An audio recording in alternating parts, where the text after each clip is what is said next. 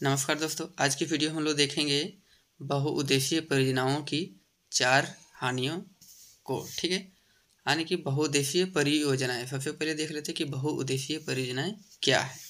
ठीक है दोस्तों, तो दोस्तों बहुत सारे उद्देश्यों को पूरा करने वाली जो परियोजना होती है वो बहुउद्देशीय परियोजना कहलाती है। ठीक है दोस्तों, यानी कि वैसी परियोजनाएं जिससे एक उद्देश्य की पूर्ति नहीं की जाती बल्कि उससे बहुत सारे उद्देश्यों की पूर्ति कर ली जाती है। ठीक है, अगर नदियों में बांध बनाए जाते हैं तो क्या है कि वो बहुत सारे उद्देश्यों की पूर्ति करती है, जैसे कि जल का संग्रहण किया जाता है, सिंचाई की व्यवस्था हो जाती है, मत्स्य पालन किया जाता है, नौकायन की व्यवस्था हो जाती है। ठीक है, पर्यटन का भी लाभ हो जाता है उसमें। तो इस प्रकार से बहुत सारे उद्देश्यों की पूर्ति की जाती है। ठीक है दोस्तों, लेकिन बहुउद्देशीय परियोजना से बहुत सारे उद्देश्यों की पूर्ति तो की जाती है, बहुत सा लाभ होता है, लेकिन इससे हानियां भी बहुत सारी होती है।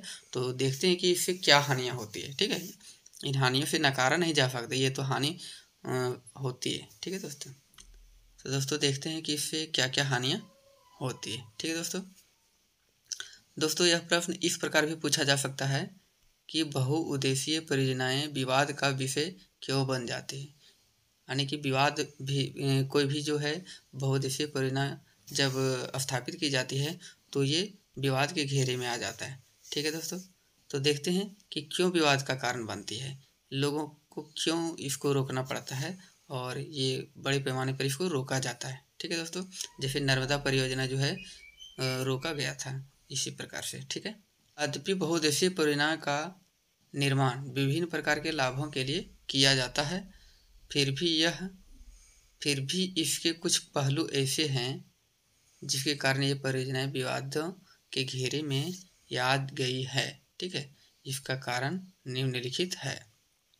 दोस्तों पहला कारण क्या है, पहला क्या पहलू है कि बहुउद्देशीय परियोजना के कारण भारी पैमाने पर स्थानीय गरीब लोगों को विस्थापित होना पड़ा है। ठीक है, यानी कि विस्थापन हुआ है, विस्थापित होना पड़ा है। दोस्तों स्थानीय लोगों को अपनी जमीन, आजीविका, संसाधनों से लगाव एवं नियंत्रण देश की बेहतरी के लिए त्यागना पड़ता है दोस्तों। ठीक है दोस्तों, देश की बेहतरी के लिए बहुत सारे लोगों को क्या करना पड़ता है, अपना जो लगाव होता है, जो आजीविका होता है उसको खोना पड़ता है, अपनी ज़मीन भी खोनी पड़ती है। ठीक है दोस्तों, देश की बेहतरी के लिए, यानी कि देश को लाभ के लिए। दूसरा क्या है दोस्तों कि बहुउद्देशीय परियोजना ने पर्यावरण को भी प्रभावित किया है। ठीक है, पर्यावरण को भी प्रभावित किया है, क्योंकि बड़े बांधों के निर्माण में क्या है, भारी मात्रा में क्या हो गया, वनों का क्षरण हो गया है। वन क्या है, बहुत सारे डूब गए हैं उसमें। ठीक है, जिससे पर्यावरण पर क्या है, बुरा प्रभाव पड़ा है। ठीक है दोस्तों, बुरा प्रभाव पड़ा है। तीसरा बिंदु क्या है दोस्तों कि बाढ़ के मैदान में बनाए जाने वाले जलाशयों में वहाँ मौजूद वनस्पति भूमि जल में डूब जाती है तथा कालांतर में अपघटित हो जाती है। ठीक है दोस्तों, कि वहाँ जितने भी क्या है जलाशयों में, वहाँ पर वनस्पति जल में डूब जाती है।